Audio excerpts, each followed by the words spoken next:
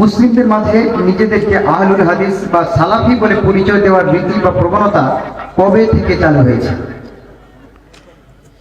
ইদা ওয়াকাআতিল ফিতনাহ, যখন ফিতনা সংঘটিত হলো, ক্বালু সাম্মু লানা রিজালাকুম ফাইযা কানা মিন আহলিস সুন্নাহ, যদি সে আহলুস সুন্নাহর অনুসারী হয় আমরা তার হাদিস গ্রহণ করি, ওয়া ইন কানা মিন আহলিল বিদআহ, আর যদি আহলিল বিদআর অনুসারী হয় আমরা তার হাদিস গ্রহণ করি না। ওয়াকাআতিল ফিতনা দ্বারা উদ্দেশ্য কি?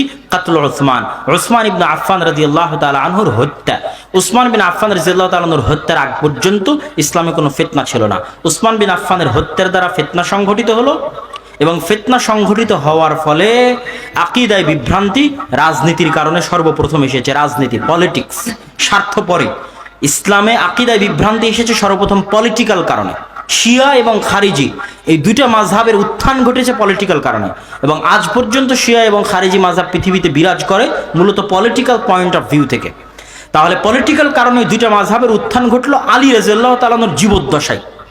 যখন চতুর্থ খালিফা রাশিদিনের মধ্যে চতুর্থ খলিফা জীবিত, তখন তিনি একসাথে দুই ফেরকার বিরুদ্ধে যুদ্ধ করেছেন, শিয়া ফেরকার বিরুদ্ধে এবং খারিজি ফেরকার বিরুদ্ধে, এবং আব্দুল্লাহ বিন আব্বাসকে পাঠিয়ে খারিজিদেরকে হেদায়েত করার চেষ্টা করেছেন। কিতাবুর রিসালার মধ্যে ইমাম শাফি লম্বা তর্ক বিতর্ক নিয়ে এসেছে আব্দুল্লাহ বিন আব্বাসের সাথে খারিজিদের বিশাল লম্বা তর্ক বিতর্ক। আর আলী রাদিয়াল্লাহু তাআলা আনহু এই সমস্ত গালি যারা শিয়া ছিল, রাফিজি ছিল, এদেরকে আগুনে পুড়িয়ে হত্যা করেছেন। যদি তিনি পরে বলেছেন আমি যদি আগে আল্লাহ রাসূলের হাদিস জানতাম তাহলে তাদেরকে আগুনে পুড়িয়ে হত্যা করতাম না, কিন্তু এই দুই ফেরকার বিরুদ্ধে তিনি যুদ্ধ করেছেন, খারিজির বিরুদ্ধেও শিয়ার বিরুদ্ধেও। তো যখনই এই দুইটা ফেরকার উত্থান ঘটলো তখন আর বাকি সাহাবীরা কি থেকে নিজেদেরকে তাদের থেকে আলাদা করবে? তাদের কাছে দুটোই অস্ত্র ছিল তাদের থেকে আলাদা করার। এক, খারিজিরা কোরআনের ব্যাখ্যা নিজের মতো করছে। আব্দুল্লাহ বিন আব্বাস ওদেরকে বলছে তোমরা যে আয়াত থেকে এই দলিল নিচ্ছে এর দ্বারা এটা উদ্দেশ্য, তো ওরা নিজের মতো ব্যাখ্যা করছে। তখনই তো যখন ওরা নিজের মতো ব্যাখ্যা করছে, তো আব্দুল্লাহ বিন আব্বাস আল্লাহ রাসূলের হাদিস দিয়ে ব্যাখ্যা করছে। তাহলে পার্থক্য কি তৈরি হলো? যে আমি কোরআন বুঝবো হাদিস এবং সুন্নাত অনুযায়ী, তুমি কোরআন বুঝবা তোমার নিজের বুঝ অনুযায়ী। ওখান থেকে নাম চলে আসলো আহলুস সুন্নাহ, আহলুল হাদিস। পরের বাক্য, এবার খারিজিরা কি করলো? সাহাবীরা সব কাফের, আলী রাদিয়াল্লাহু তাআলা আনহু কাফের, মুআবিয়া রাদিয়াল্লাহু তাআলা আনহু কাফের। শিয়ারা কি করলো? 5 জন সাহাবী ব্যতীত বাকি সব সাহাবী কাফের। আবু বকর রাদিয়াল্লাহু তাআলা আনহু কাফের, ওমর রাদিয়াল্লাহু তাআলা আনহু কাফের, আয়েশা রাদিয়াল্লাহু তাআলা আনহা কাফের, নাউজুবিল্লাহ। তাহলে দ্বিতীয় পয়েন্ট যুক্ত হলো, বাপরে বাপ, যারা আল্লাহ রাসূলের সাথে ছিল এদেরকে যদি কেউ কাফের বলে এ তো পথভ্রষ্ট। তাহলে আরেকটা শব্দ যুক্ত করো, ওয়াল জামাআহ, জামাআতুস সাহাবাহ তথা আহলুস সুন্নাহ ওয়াল জামাআহ। আমরা কোরআন বুঝবো সুন্নাত এবং হাদিস অনুযায়ী, আর জামাআতুস সাহাবা তথা সাহাবীদের জামাতের অনুসারী। সব সাহাবী ন্যায়পরায়ণ, সব সাহাবী সৎ, সব সাহাবী রাসূল সাল্লাল্লাহু আলাইহি ওয়াসাল্লামের সাহাবী, তাদের গালিগালাজ করা যাবে না, তারা কেউ কাফের নয়। এই দুই মানদণ্ডের উপর বাতিল ফেরকা থেকে নিজেদেরকে সাহাবীরা আলাদা করে নিল। সাহাবীরা যখন নিজেদেরকে আহলুস সুন্নাহ ওয়াল জামাআহ বলে আলাদা করে নিল, তারপর সাহাবীদের যুগ থেকে শুরু হয়ে গেল আজ পর্যন্ত মানদণ্ড এই দুটেই। কোরআন বুঝতে হবে হাদিস দিয়ে, আর সাহাবীদের সম্মান রক্ষা করতে হবে। এই দুইটার যদি খণ্ডন হয় তাহলে বুঝতে হবে ও পথভ্রষ্ট। তাহলে এটা আজকে নয়, সাহাবীদের যুগ থেকে। তিরমিজি, ইমাম তিরমিজি রাহিমাহুল্লাহ কত আগের, 275, 277, তার আগের 250 হিজরির সময় তিনি বই পুস্তক লিখেছেন। তার বইয়ের মধ্যে অন্তত 300 জায়গার বেশি তিনি আহলুল হাদিস শব্দ ব্যবহার করেছে। কিতাবুর রিসালা ইমাম শাফি 150 হিজরিতে ইমাম শাফি রাহিমাহুল্লাহ জন্মগ্রহণ করেছেন। তো যদি ধরি 200 হিজরির দিকে ইমাম শাফি রাহিমাহুল্লাহ তার এই বই লিখেছে, 170, 180 দিকে লিখেছে, তো কিতাবুর রিসালার মধ্যে তিনি আহলুল হাদিস শব্দ ব্যবহার করেছে। কিতাবুল উম্মের মধ্যে তিনি আহলুল হাদিস শব্দ ব্যবহার করেছে। সুফিয়ান বিন সাঈদ আস-সাউরি তারা আহলুল হাদিস শব্দ ব্যবহার করেছে। তো আহলুল হাদিস শব্দ বা আহলুস সুন্নাহ শব্দ সাহাবীদের যুগ থেকে, তাবিঈদের যুগ থেকে চলে এসেছে। এটা আজকের যুগে তৈরি করা কিছু নয়। আল্লাহ সুবহানাহু ওয়া তাআলা আমাদেরকে সঠিক বুঝার তৌফিক দান করুক, আল্লাহুম্মা আমিন। সূরা নাস আপনারা পড়েন, কুল আউযু বিরাব্বিন নাস, মালিকিন নাস, ইলাহিন নাস, মিন শাররিল ওয়াসওয়াসিল খান্নাস, আল্লাযী ইউওয়াসওয়িসু ফি সুদুরিন নাস। ওই শয়তান থেকে পরিত্রাণ চাই যেই শয়তান মানুষের হৃদয়ে ওয়াসওয়াসা দিতে পারে। রাসূল সাল্লাল্লাহু আলাইহি ওয়াসাল্লাম বলেছেন, মা মিন মাউলুদিন ইল্লা ইয়ামাসসুহু শাইতান। এমন কোন আদম সন্তান জন্মগ্রহণ করেনি যার গায়ে শয়তান স্পর্শ করেনি। হাত্তা ইস্তাহিল্লা সারিখা, শয়তানের স্পর্শে চিৎকার করে কেঁদে ওঠে। ইল্লা মারিয়াম ও ইবনু ঈসা, তবে মারিয়াম এবং তার সন্তান ঈসা আলাইহিস সালামের গায়ে শয়তান স্পর্শ করেনি। তাছাড়া পৃথিবীর সকল নবী রাসূল থেকে শুরু করে সকল ওলিয়া পরহেজগার ব্যক্তির জন্মের পর শয়তান তাদের গায়ে স্পর্শ করেছে। শয়তানের সাথে আমাদের সম্পর্ক চিরন্তন। এমন কোন আদম সন্তান নেই যে আদম সন্তানের দুইটা বন্ধু আছে, কারিনুম মিনাল মালায়েকা ওয়া কারিনুম মিনাশ শাইতান। একটা শয়তান বন্ধু, একটা ফেরেশতা বন্ধু। শয়তান বন্ধু 24 ঘন্টা এই নফসের মধ্যে ওয়াসওয়াসা দিচ্ছে।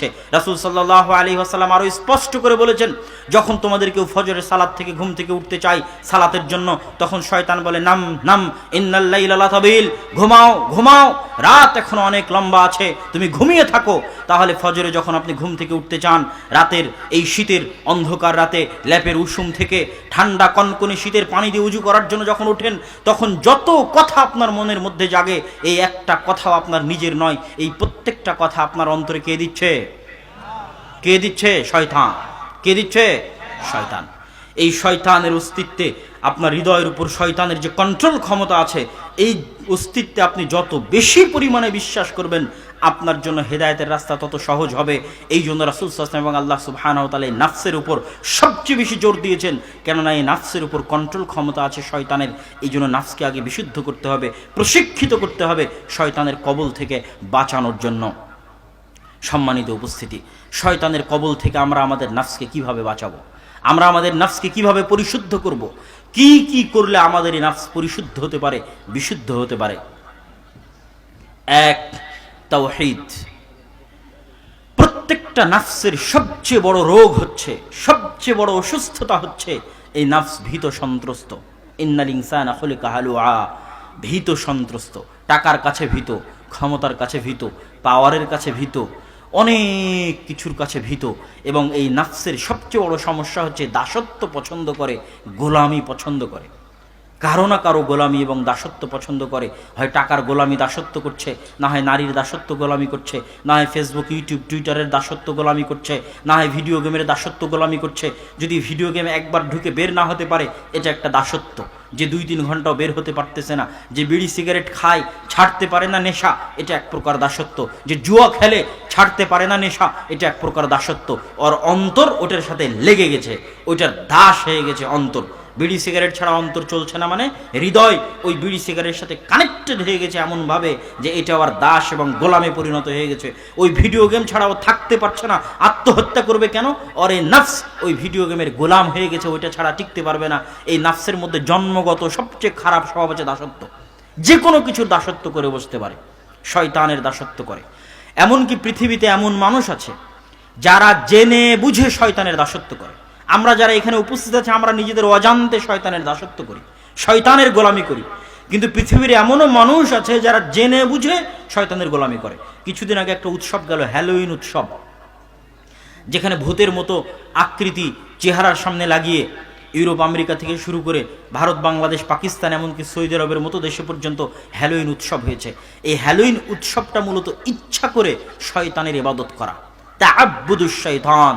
আমরা যেমন ইচ্ছা করে আল্লাহর ইবাদত করি, এই হ্যালোইন উৎসবটা হচ্ছে জেনে বুঝে কাকে খুশি করা? কাকে খুশি করা? শয়তানকে। জেনে বুঝে শয়তানকে খুশি করা। এরকম পৃথিবীতে অসংখ্য মানুষ আছে যারা ইচ্ছাকৃত শয়তানকে খুশি করে। এবং শয়তানের সাথে মানুষের যোগাযোগ হতে পারে, শয়তানের সাথে মানুষের কথোপকথন হতে পারে।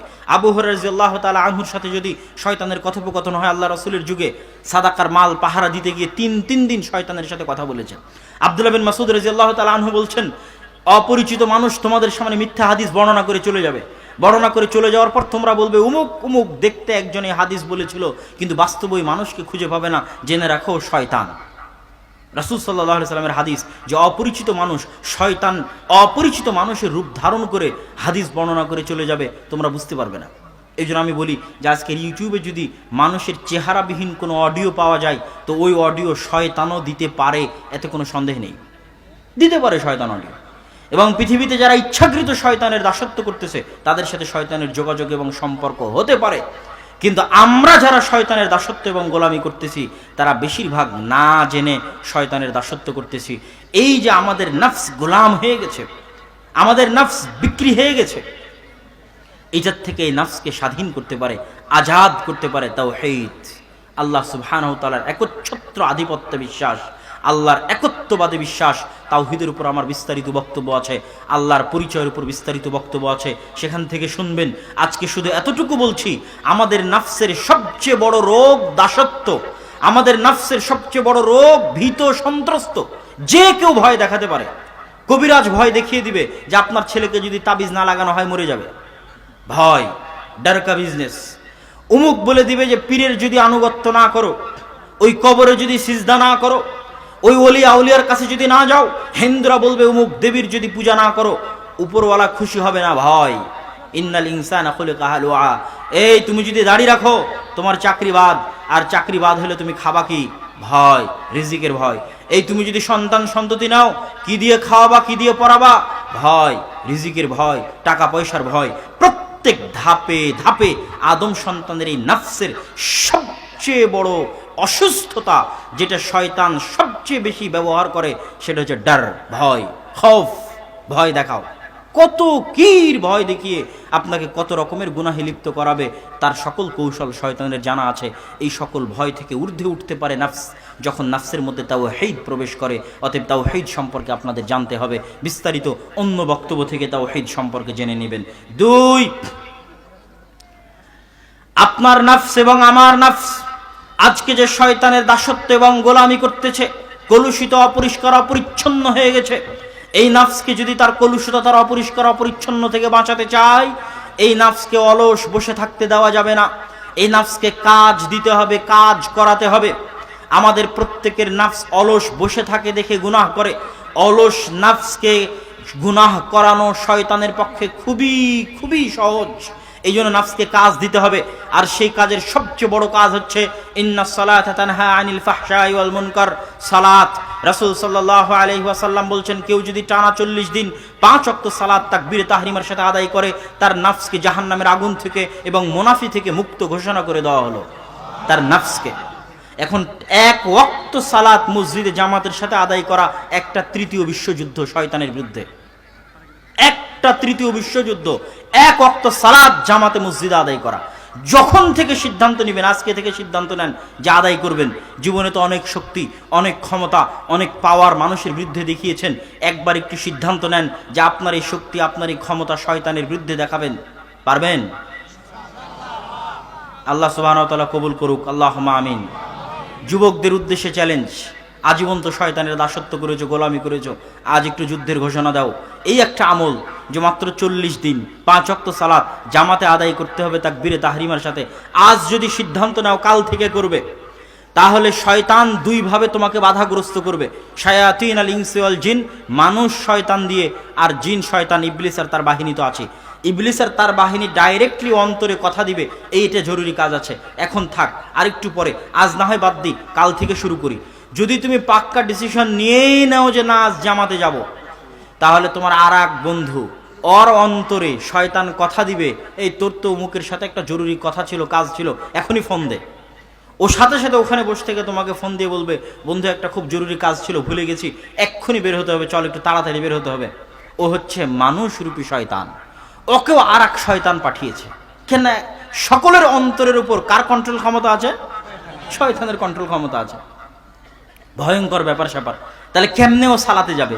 যেতে পারবে না, সম্ভব নয়। যদি এই সকল বাধা অতিক্রম করে জামাতে যায়, তো একটা তৃতীয় বিশ্বযুদ্ধের চাইতেও ভয়ঙ্কর যুদ্ধে শয়তানকে পরাজিত করলো। আর যদি 40 দিন 5 ওয়াক্ত সালাত সমান 200 ওয়াক্ত সালাতের টানা বিরতিহীন ভাবে লাগাতার একটার পর একটা যুদ্ধে যদি শয়তানকে পরাজিত করে, টানা লাগাতার বিরতিহীন ভাবে 200টা ভয়ঙ্কর তৃতীয় বিশ্বযুদ্ধের চাইতেও যুদ্ধে যদি মানুষের অন্তর শয়তানকে পরাজিত করতে পারে, তাহলে মানুষের অন্তর শয়তানের কন্ট্রোল থেকে বের হয়ে গেছে। আল্লাহু আকবার। অন্তর শয়তানের কন্ট্রোল থেকে বের হয়ে গেছে 40 দিন 5 ওয়াক্ত সালাত জামাতে। এখন এই হৃদয়ের উপর আপনার কণ্ঠের বিরুদ্ধে কেমনে যুদ্ধ করতে হয়, শয়তানের বিরুদ্ধে কেমনে লড়াই করতে হয়, কেমনে লড়াইয়ে টিকে থাকতে হয়।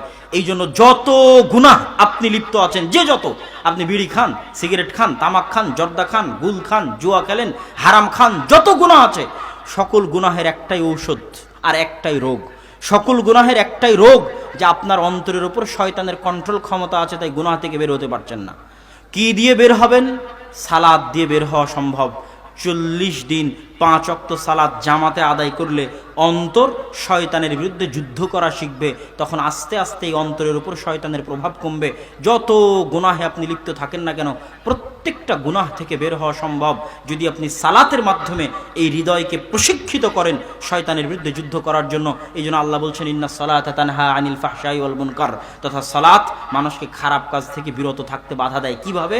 এইভাবে সালাতের মাধ্যমে হৃদয় প্রশিক্ষিত হয়, শয়তানের বিরুদ্ধে যুদ্ধের জন্য শক্তিশালী হয়, তখন সকল গুনাহ করা অতটা সহজ হয় না, কঠিন হয়ে যায়। চিন্তা ভাবনা করে শয়তান বলল আর আপনি শুনলেন, এরকম তখন হয় না। আপনি তখন চিন্তা ভাবনা করবেন এটা করা আমার ঠিক কিনা, কেননা তখন হালকা হলেও আপনার হৃদয়ের উপর নিজের কন্ট্রোল ক্ষমতা আছে। আর যতক্ষণ সালাত আদায় করেননি, অন্তত 40 দিন টানা 5 ওয়াক্ত সালাত মসজিদে আদায় করেননি, ততক্ষণ আপনার হৃদয়ের উপর আপনার কোনো কন্ট্রোল ক্ষমতা নেই। সম্মানিত উপস্থিতি, এই জন্য ইসলামের যত হুকুম আহকাম আছে, প্রত্যেকটা হুকুম আহকাম শয়তানের বিরুদ্ধে প্রয়োগ করা হয়েছে। আমি কিছুক্ষণ পর আপনাদের দেখাবো। তার আগে তৃতীয় উপায়ে চলে যাই, শয়তানের কন্ট্রোল থেকে নিজের নফসকে বের করার তৃতীয় উপায়। এই তৃতীয় উপায় বলতে গিয়ে ইবনুল কাইয়িম রাহিমাহুল্লাহ বলছেন, মানুষের হৃদয়কে কন্ট্রোল করার জন্য, ধ্বংস করার জন্য, জাহান্নামে নিয়ে যাওয়ার জন্য এই গোটা বডির মধ্যে 3টে ভয়ঙ্কর অস্ত্র আছে শয়তানের। 3টে ভয়ঙ্করতম অস্ত্র আছে, যে অস্ত্র দিয়ে শয়তান হামলা করে মানুষের হৃদয়ের উপর। হামলা শব্দ ব্যবহার করেছেন ইবনুল কাইয়িম, অস্ত্র শব্দ ব্যবহার করেছেন ইবনুল কাইয়িম। যে 3টা ভয়ঙ্কর অস্ত্র আছে আমাদের এই বডির মধ্যে, যেই 3টা ভয়ঙ্কর অস্ত্র দিয়ে শয়তান আমাদের নফসের উপর আক্রমণ করে। এক, সবচেয়ে ভয়ঙ্কর অস্ত্র, সবচেয়ে খাতারনাক অস্ত্র, সবচেয়ে ভয়াবহ অস্ত্র, যেই অস্ত্র দিয়ে এক ক্লিকে মানুষকে সবচেয়ে সহজ উপায়ে জাহান্নামে নিয়ে যাওয়া যায়। 1 সেকেন্ডে, চোখের পলকে জাহান্নাম, একদম চোখের পলক পড়া মাত্র জাহান্নাম। শয়তান খালি ক্লিক করবে, জাহান্নামে চলে যাবে, মানুষ বুঝতেও পারবে না জাহান্নামে চলে গেছে। এত সিম্পল, এত সহজভাবে আর কোনো ভয়ঙ্কর অস্ত্র এই বডিতে নাই, যে অস্ত্র দিয়ে শয়তান মানুষকে চোখের পলকে একটা সিম্পল ক্লিকে জাহান্নামে নিয়ে যেতে পারে। সেই অস্ত্রটা হচ্ছে জিহ্বা। সেটা কি বলেন তো? ইবনুল কাইয়িম রাহিমাহুল্লাহ বলছেন, এই ভয়ঙ্কর অস্ত্র হচ্ছে জিহ্বা। শয়তান বলছে ওকে গালি দে, গালি দিয়ে দিচ্ছে, বলছে আর গীবত কর, সেকেন্ডে গীবত করে ফেলতেছে, এক গীবতে জাহান্নাম। কথা মনে হয় আমার বুঝতে পারেননি। বলে আর ওকে অপবাদ দে, এক অপবাদে জাহান্নাম। 1 সেকেন্ড লাগলো মাত্র বলতে, বলা মাত্র জাহান্নাম। মুখ দিয়ে প্রত্যেক যা কথা বের হচ্ছে সেই কথার হিসাব কিয়ামতের মাঠে হবে। এখন কোন কথার কারণে যে আপনি জাহান্নামে চলে যাবেন নিজেও জানেন না। তাহলে শয়তানের সবচেয়ে সহজ আর মজার উপায় মানুষকে জাহান্নামে নিয়ে যাওয়ার জন্য, মানুষ বুঝতেই পারবে না কখনো জাহান্নামে চলে গেছে, শয়তান বলা মাত্র বাস্তবায়ন করবে, সেটা হচ্ছে জিহ্বা। এই ইবনুল কাইয়িম রাহিমাহুল্লাহ জিহ্বার কথা বলতে গিয়ে রাসূল সাল্লাল্লাহু আলাইহি ওয়াসাল্লাম অসংখ্য হাদিস পেশ করেছেন, যা আপনাদের জানা।